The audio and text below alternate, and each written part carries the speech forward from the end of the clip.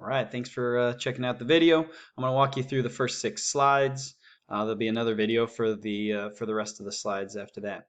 All right, so just looking for your observations here. I know the blue circle is bigger because it has a bigger radius. And I know the green and the purple circles, they look exactly the same with a radius of 1.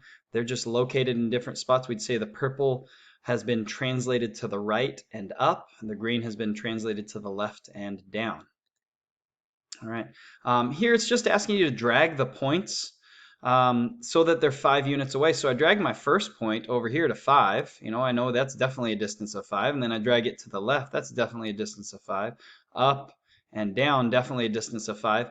And then I tried to keep that same distance, that same, you know, from the red dot to these first 4 that I pointed. And I said, that should be right around here, you know, somewhere in this spot.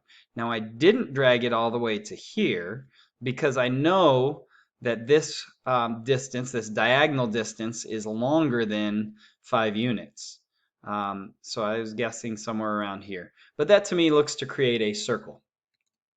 All right, drag the purple dot so that it's at various spots. What do we know? Well, no matter where I drag it, if it's on this red circle, I notice the hypotenuse of my triangle stays the same. It does not change.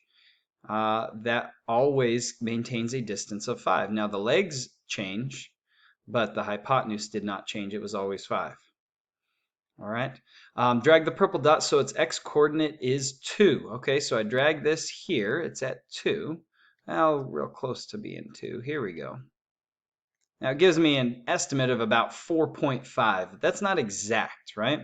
So how do we find it exactly? Well, I want to go back to this slide for a second because this picture is really powerful. When we put this point right here at 2, notice the right triangle that gets created. It has an x value of 2, right? My x part is 2. My y part is about 4.5, and my hypotenuse is 5. But I want you to think of the Pythagorean theorem. A squared plus b squared equals c squared.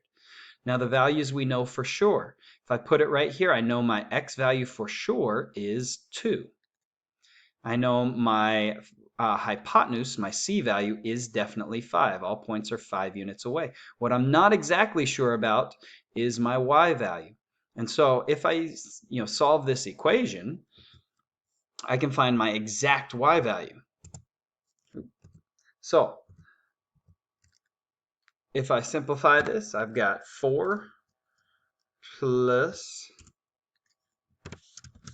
y squared equals 25. We subtract the 4 from both sides, gives us y squared equals 21.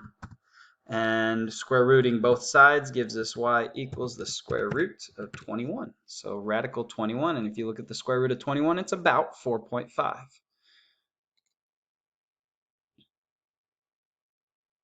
All right.